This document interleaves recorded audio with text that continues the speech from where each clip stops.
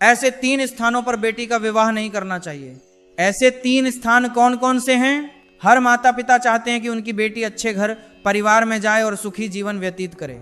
माँ बाप अपनी बेटी के लिए एक अच्छे घर बार की खोज करते हैं और सुखी संपन्न घर में बेटी का विवाह करके बड़े प्रसन्न होते हैं कि चलो, बेटी की ही अधिक चिंता थी क्योंकि उस पराए घर जाना था। बेटी अच्छे घर में पहुंच गई है, अब हमारी सारी चिंताएं दूर हो गई हैं। परंतु दोस्तों, कई बार बेटी के साथ बहुत ही बड़े बड़े अन्याय हो जाते हैं। बेचारा पिता कर भी क्या सकता है?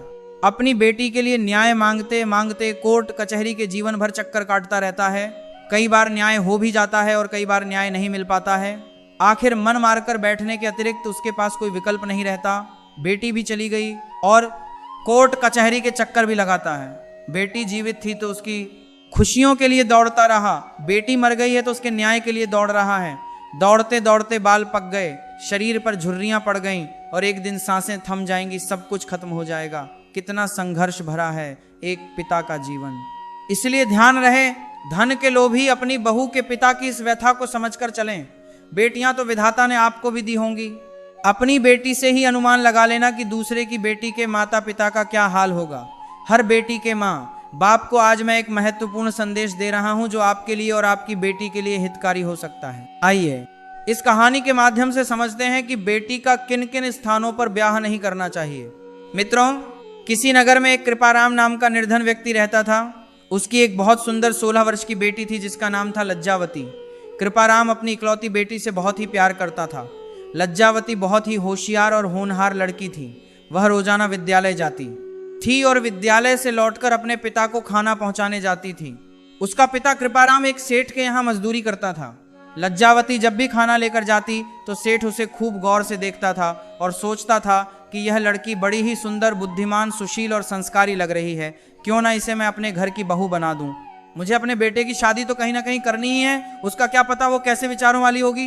कहते हैं घर की स्त्री पढ़ी लिखी और संस्कारी हो तो घर स्वर्ग बन जाता है, और यदि वह कुविचारों वाली आ जाएगी तो वही घर नरक बन जाता है। घर में अशांति और क्लेश रहते हैं। सेठ सोचने लगा कि लज्जावती तो मेरी देखी हुई है, इससे अधिक अच्छे विचारों की बहू मेरे लिए नहीं मिल सकती है। यही सोचकर सेठ ने एक दिन कृपाराम से कहा, हे भाई कृपाराम, यदि आपकी इच्छा हो तो मैं तुम्हारी बेटी लज्जावती को अपने घर की बहू बनाना चाहता हूँ। तुम्हारी सुशील कन्या यदि मेरे घर में आ जाएगी तो मेरे घर की किस्मत चमक जाएगी। सेठ की बात सुनकर पहले तो उसे कुछ आश्चर्य हुआ कि लगता है शायद मुझसे मजाक की कर रहे हैं, पर जब उसने देखा कि वास्तव में सेठ मेरी बेटी को अपने घर की बहू बनाना चाहता है तो वह हाथ जोड़कर खड़ा हो गया और कहने लगा, हे सेठ जी, मेरी बात का बुरा मत मानना। यदि मेरी बेटी तुम्हारे घर की बहू बन जाएगी तो इससे अच्छी मेरे लिए कोई बात नहीं होगी, परंतु मैं ये कहना चाहता हूँ कि क्या तुम्हारा और मेरा कोई मेल है? आप एक धनी सेठ हैं और मैं आपका एक साधारण नौकर। हमारे तुम्हारे बीच में भारी असमानता है। विद्वान लोग कहते हैं मित्रता और विवाह संबंध बराबर वालों में ही शोभा देते हैं। बड़े छोटों के बीच संबंध ज्यादा दिन तक नहीं टिक पाते हैं, और मेरी तो इतनी भी हैसियत नहीं कि मैं आपकी बारात की ही खातिरदारी कर सकूं। सेठ बोला, ऐसा बोलकर मुझे शर्मिंदा मत करो कृपाराम, तुम चाहे कुछ भी कहो पर हमारे घर की बहू तुम्हारी बेटी ही बनेगी। मित्रों, इतना कहकर सेठ अपने घर पहुंचा और अपनी सेठानी और बेटे से परामर्श लिया। कृपाराम की बेटी की बात सुनकर सेठानी और उसका बेटा एकदम से उछल पड़े। कहने लगे, आपकी बुद्धि तो नहीं सठिया गई है? उस गरीब मजदूर और हमारा क्या मेल है? वह मजदूर भला हमें क्या दे सकता है?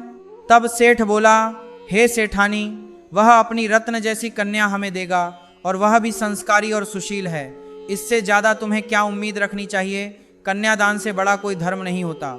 तुम चाहे करोड़ों की दौलत जोड़कर रख लो, यदि बहू कुलक्ष्मी आ जाए तो दौलत के दिन भी खत्म हो सकते हैं। यदि बहू सुलक्षणा होगी तो कंगाल परिवार भी संपन्न हो जाता है। सेठानी के बार मना करने पर भी सेठ नहीं माना और उसने जबरदस्ती अपने बेटे का विवाह कृपाराम की बेटी के साथ करते हुए जानदर कर दिया। कृपाराम सेठ के घर में अपनी बेटी का विवाह कर बड़ा खुश था, परंतु एक मजदूर की बेटी बहू बनकर सेठ के घर में आ गई है, यह बात सेठानी और उसके बेटे को सहन नहीं हुई। वे उसे दिन रात प्रताड़ित करने लगे, परंतु सेठ के डांटने पर वे चुप हो जाते थे। उन्होंने उसे घर से निकालने का बड़ा प्रयास किया, परंतु सेठ के रहते उनकी मंशा सफल नहीं हो सकी। धीरे धीरे इसी प्रकार कई वर्ष बीत गए। लज्जावती सेठानी को फूटी आंख नहीं सुहाती थी। वे मौका ढूंढती थीं कि कब उसे अपने घर से बाहर करें। मित्रों, संयोग से एक दिन सेठ की मृत्यु हो गई सेठ के मरने के बाद सेठानी और उसके बेटे ने एक योजना बनाई कि क्यों ना बहू को जहर देकर मार दिया जाए और फिर सेठानी अपने बेटे का विवाह किसी धनी परिवार में कर देगी। उन दोनों ने लज्जावती को मारने का निश्चय कर जाएंगे लिया। अब उसकी सास ने भोजन तैयार किया और उस भोजन में जहर मिला दिया। बेचारी लज्जावती नहीं जानती थी। सेठानी के द्वारा बनाए गए भोजन को खाकर सो गई और वह बेचारी सदा सदा के लिए सो चुकी थी।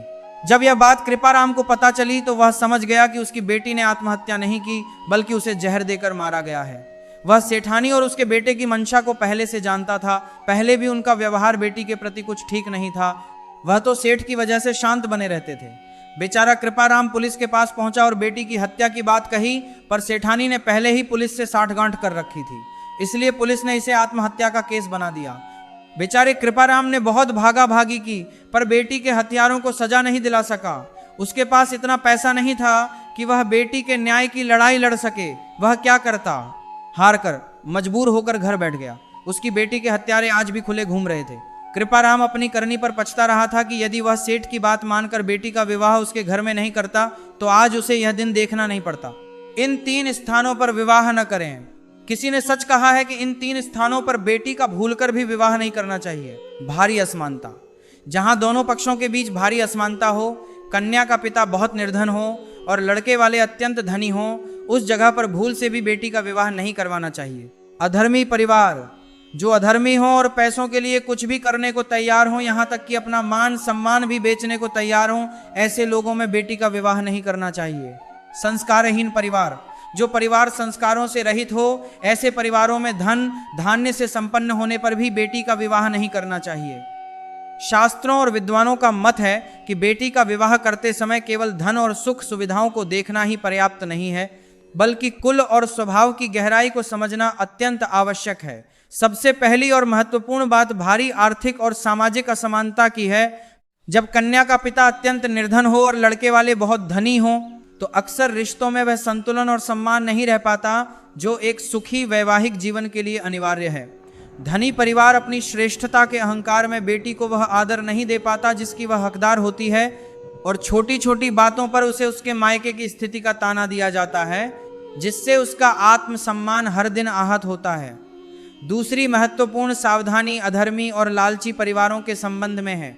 जो लोग धर्म कर्म से विमुख होकर केवल पैसों को ही अपना सर्वस्व मानते हैं और धन की हवस में अपना मान सम्मान तक बेचने को तैयार रहते हैं, ऐसे घर में बेटी का जाना उसके जीवन को संकट में डाल सकता है। जहां नैतिकता और धर्म नहीं होता वहां दया और प्रेम जैसे मानवीय भाव भी समाप्त हो जाते हैं और ऐसी जगह पर बहू को केवल एक वस्तु की तरह देखा जाता है। अंत में सबसे जरूरी पक्ष संस्कारों का है। यदि कोई परिवार धन धान्य से संपन्न तो है परंतु पूरी तरह संस्कारहीन है तो वहां सोने के महल में भी शांति नहीं मिल सकती। जिस घर में बड़ों का आदर, बोलने की सभ्यता और आपसी प्रेम के संस्कार नहीं होते, वहां वैभव होने के बावजूद भी क्लेश और अपमान का वातावरण बना रहता है। इसलिए एक पिता को चाहिए कि वह अपनी लाडली का हाथ थामने से पहले इन 3 स्थितियों पर गंभीरता से विचार करे ताकि उसकी बेटी का भविष्य सुरक्षित और सुखमय बना रहे।